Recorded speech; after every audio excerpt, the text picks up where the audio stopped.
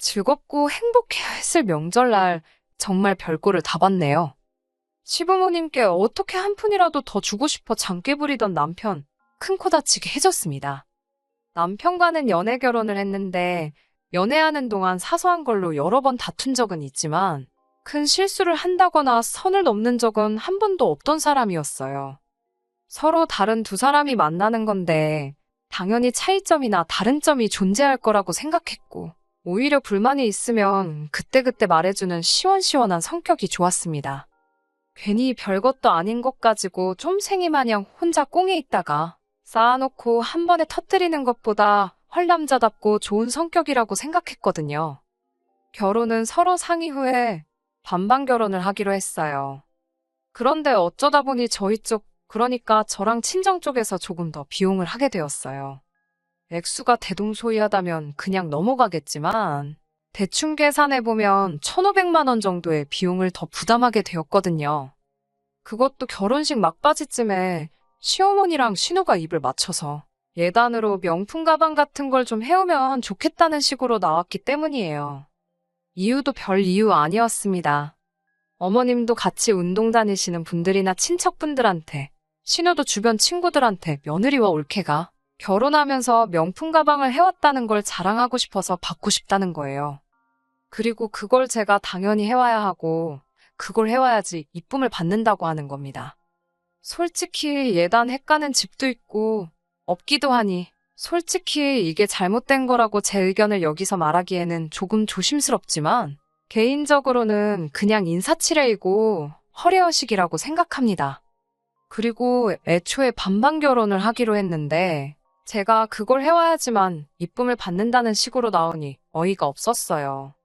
그렇게 따지면 남편인 당신들 아들이자 남동생 또한 처가의 이쁨을 받아야 하니 똑같이 뭐를 해와야 하는 거 아니겠어요. 저는 1,500이나 더 써가면서 이쁨을 구걸해야 되고 남편은 빈손으로 와도 사위니까 대접을 받는다고 하는 것 같아서 더더욱이 싫었습니다. 팔은 안으로 굽는 법이니 남편이 자기 가족 편을 드는 건 충분히 이해가 가는 바입니다만 남편이 제가 예단을 해와야 하는 이유라고 설명한 게 더 어이가 없었습니다. 주변에 자랑하고 싶은 그런 것도 있긴 한데 그중에서도 어머님이 고모님하고 그렇게 사이가 안 좋으시답니다. 가족이다 보니 마주치기는 마주쳐야 되기는 하는데 두 사람이 그렇게 신경전을 하는 편이라시대요. 그런데 고모도 자식이 장가를 갔는데 그 집 며느리가 글쎄 뭐 명품 어디 걸 해왔다고 하는 거예요. 그러니 어머님이 더욱 더 명품 가방 받기를 강조를 하신다는 겁니다. 이 상황에서 제가 그걸 안 해오면 어머님 체면이 뭐가 되겠냐고. 제 고집도 알겠지만 기분대로만 행동하지 말고 지금 이 상황을 이해해달라고 하더라고요. 돈 1,000만 원 아까워서 결혼식 날짜까지 잡아놓은 거 뒤집어 버릴 수는 없지 않냐면서 말입니다. 애초에 반반 결혼하기로 하고 결혼 준비를 하고 있던 거였는데 시어머니 체면이라는 말도 안 되는 변덕의 말을 바꾸는 게 마음에 들지는 않았네요. 제 입장에서는 남편이 시가족을 위해서 손바닥 뒤집듯이 쉽게 원래 계획을 뒤집는 모습처럼 보여서 그게 썩 좋아 보이지는 않았거든요. 아무튼 당시에는 남편 입장도 굳이 이해를 해보자면 이해를 할 수 있는 부분이라고 생각했어요.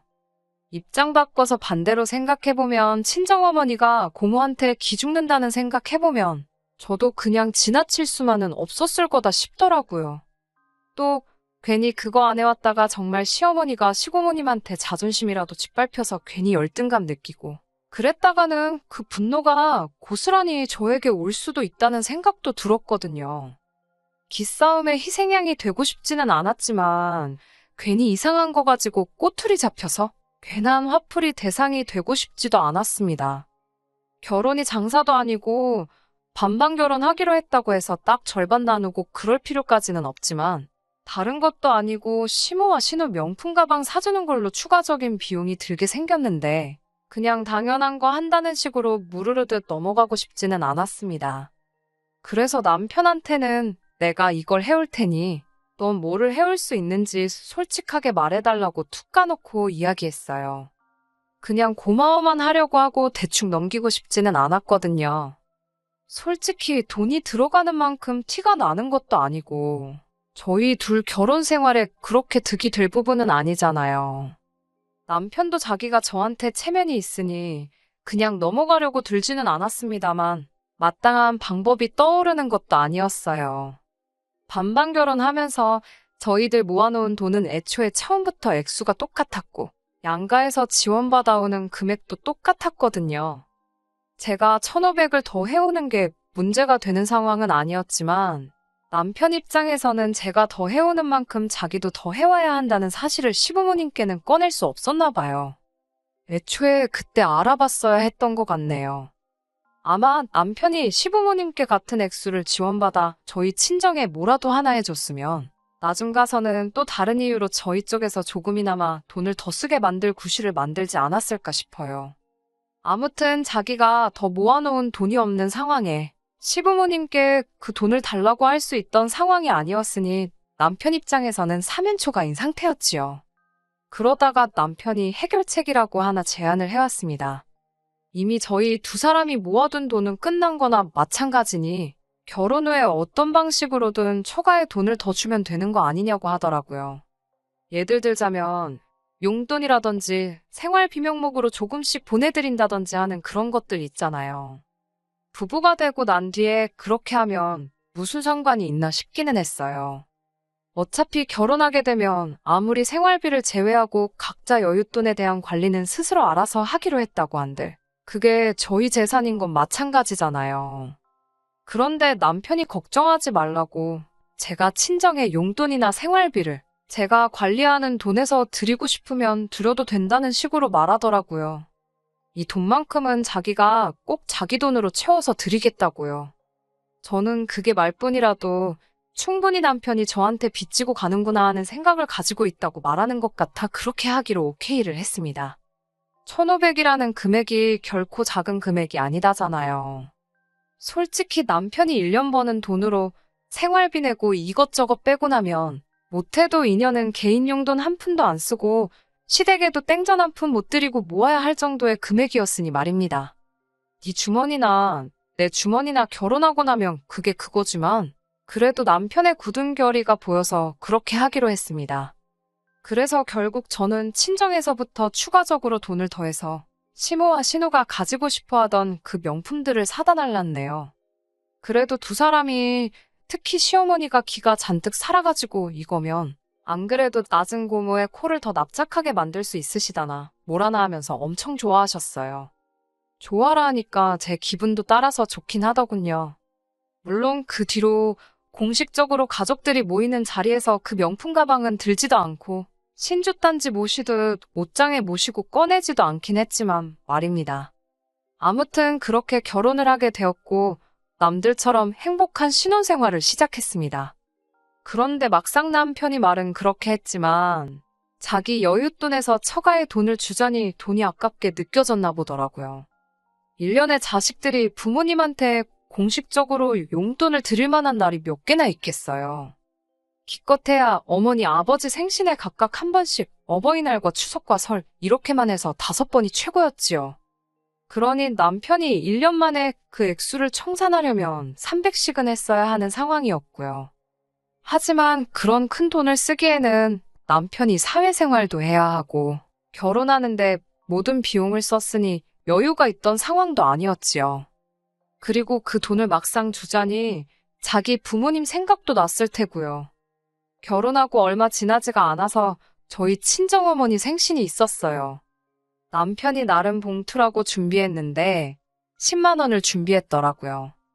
저한테는 액수를 따로 말해주지는 않았는데 남편이 결혼 전에 해놓은 이야기가 있고 저도 계산을 확실하게 하고 싶어서 솔직하게 친정어머니한테 금액이 얼마나 되었는지를 물어봤어요. 그리고 그게 10만 원이었다는 사실을 알고 솔직히 많이 실망스러웠습니다. 그렇게 10만 원씩 드린다고 계산해보면 1년에 5번 해서 50만 원이잖아요. 애초에 약속했던 그 1,500만 원치를 채워드리려면 2년에 100만 원씩이니까 못해도 30년은 걸리는 일이잖아요. 그래도 어떻게든 그냥 모르는 척 넘어가려고 애썼습니다. 남편이 저한테 직접 말해준 것도 아니고 저도 친정어머니한테 개인적으로 연락했던 금액이기도 했으니까요. 그리고 아무래도 결혼 초반이다 보니 남자가 회사 생활하면서 돈도 필요하고 그럴 텐데 여유 자금이 아직 모자라서 금액을 그렇게 드렸겠거니 생각을 했어요. 그런데 그 믿음이 얼마 지나지 않아서 깨지고 말았습니다. 왜냐하면 친정어머니 생신이 얼마 지나지 않아서 또 가족 행사로 신우의 생일이 껴있었거든요. 차라리 제가 모르게 하고 넘어갔으면 열받지도 않았을 거예요. 신우가 자기 생일이라고 설레발을 쳐놓았던 것도 있고 해서 신우 생일 앞두고 남편한테 선물은 어느 정도를 해야 하나 물어봤습니다. 남편이 저보고 알아서 하라고 하더라고요. 그래서 명품 화장품 중에 5만 원 조금 넘는 적당한 게 있길래 그걸로 준비했어요. 적당히 브랜드도 있고 가격도 저렴하기에 괜찮은 선물을 골랐다고 생각했습니다. 신우 생일이라고 시가족들 다 같이 모여가지고 저녁 식사를 했고 저는 선물이라고 준비한 걸 신우한테 줬어요. 그런데 신우가 제 선물을 받더니 지 동생은 돈으로 100만 원을 자기한테 줬는데 저는 5만 원짜리 화장품을 줬다고 하면서 올케가 보기보다 그릇이 작다 이딴 소리를 하더라고요. 제 성의를 무시하고 그딴 식으로 말하는 것도 충격적이었지만 남편이 저한테는 말도 없이 신우한테 100만 원이라는 거금을 줬다는 사실이 열이 받았습니다. 남편도 앞불싸 싶었는지 신우 말에 왜 쓸데없이 그딴 걸 말하냐며 신우를 원망하는 듯한 표정과 당황한 표정이 한데 섞여서 어쩔 줄을 몰라 하더라고요. 그 자리에서 뒤집어 버릴 수 있던 문제였지만 일단 온 가족들 다 있고 식당 안에 모르는 사람들도 많았기 때문에 그냥 넘어갔습니다. 집에 가는 길에도 남편은 해명이라고 단 한마디도 안 하더라고요. 집에 돌아와서 남편한테 이게 무슨 일인가 설명해보라고 했습니다. 그랬더니 남편이 한다는 말이 그냥 이번 한 번뿐이라고 하더라고요. 이제 나도 결혼했고 누나랑 매형이 우리 결혼할 때 해준 것도 있는데 어떻게 그냥 넘어가겠냐며 그냥 할 도리만 했다는 거예요. 제가 알기론 신우, 저희 축의금 30만 원 해줬어요. 그 와중에도 신우 남편이며 신우 남편의 남동생 2명의 신우네 시부모님까지 우르르 다 데리고 왔어요. 축의금 따로 안 낸 건 당연한 일이고요. 신우 남편 남동생들, 제 친구들 중에 마음에 드는 여자가 있는지 한번 보라고 데리고 왔다며 당당하게 떠들 때부터 솔직히 신우고 신우네 남편하고도 친하게 지낼 수는 없을 거라고 생각했었거든요. 아무튼 6명이서 와서 30만 원 내고 갔으면 두당 5만 원씩 내고 간 건데 우리가 결혼할 때 신우한테 뭘 받았다고 생일 선물로 100만 원을 척척 내줄 수 있는지 어이가 없더라고요. 이러려고 반반 결혼하고 돈 관리도 따로 하자고 했던 건지 싶었어요. 결국 이번이 마지막이라고 해도 내년이든 미래에 그 언제든 간에 남편이 저한테 말 안 하고 신우도 입단속 잘하면 저는 알 방법이 하나도 없는 상황이잖아요. 거기에 결혼 전에 했던 약속도 있는데 친정어머니 생신에는 돈꼴랑 10만 원으로 넘어가 놓고 신우한테 100만 원씩 톡톡 내주는 남편이라니 정말 열이 머리끝까지 솟구치더라고요. 그래서 이걸 그냥 넘어갈 게 아니라 초반에 확 짚고 넘어가야 할 문제라고 생각해서 남편하고 한바탕 했습니다. 좋게 넘어가고 남편 달래서 너가 내 친정에 하는 거 봐서 좀 덜 받고 넘어갈 문제라고 말해주면서 달래는 방법도 있었지만 이 상황에 봐줄 게 뭐가 있겠나 싶어서 딱 잘라서 정해놓기로 했지요. 10만 원씩 들여서 30년 동안 그 돈 갚을 계획이었냐? 그렇게 따지면 30년에 걸쳐서 그 돈을 갚는 거지. 용돈을 드리는 건 한 푼도 없는 거나 마찬가지 아니냐고요. 그러나 중에 나는 신우한테 선물까지 사주고 그릇이 작네 어쩌네 하면서 욕까지 먹어야 되고 이게 말이나 되냐고 하니 남편이 한마디도 못하더군요. 그래서 다른 방법 다 필요 없고 남편한테 1년에 딱 하루 정해서 그때 300만 원씩 보내드리라 했습니다. 생신이나 명절 같은 날에는 알아서 용돈 너가 따로 챙겨드리고 돌려주겠다, 갚겠다 한 그 돈은 어떻게든 약속 지키라고 말했지요. 그리고 시댁에 돈을 얼마를 가져다 바치던 생활비만큼은 빼먹지 말라고 했고 친정에도 해야 할 도리만큼은 하라고 했어요. 저도 며느리 도리 정도는 하겠다고 했지요. 남편도 별 수가 없었겠지요.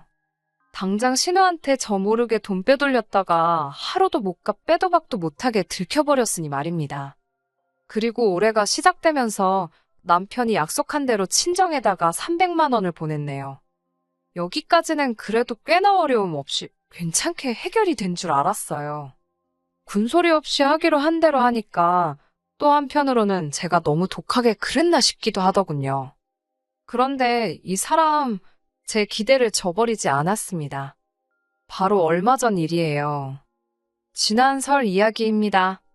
말씀드린 대로 결혼 후에는 처음 맞는 명절이었지요. 시댁에 아침 일찍부터 들러서 저녁 식사 전에는 친정에 방문한 뒤에 그냥 하루 일정으로 양가 인사드리고 오는 게 계획이었어요. 남편이 친정에 보낸 돈도 있고 해서 저는 이번에는 시부모님 용돈이라고 친정보다 조금 더 두껍게 해서 챙겼습니다. 줘야 할 돈 준 거긴 하지만 남편 나름대로 힘든 게 있고 할 테니 나름 제 딴에는 배려한다고 했던 거였어요. 남편도 기특하게도 시댁하고 친정의 용돈을 똑같이 준비했더라고요. 여유가 워낙에 없었는지 20만 원씩 작은 금액이었습니다.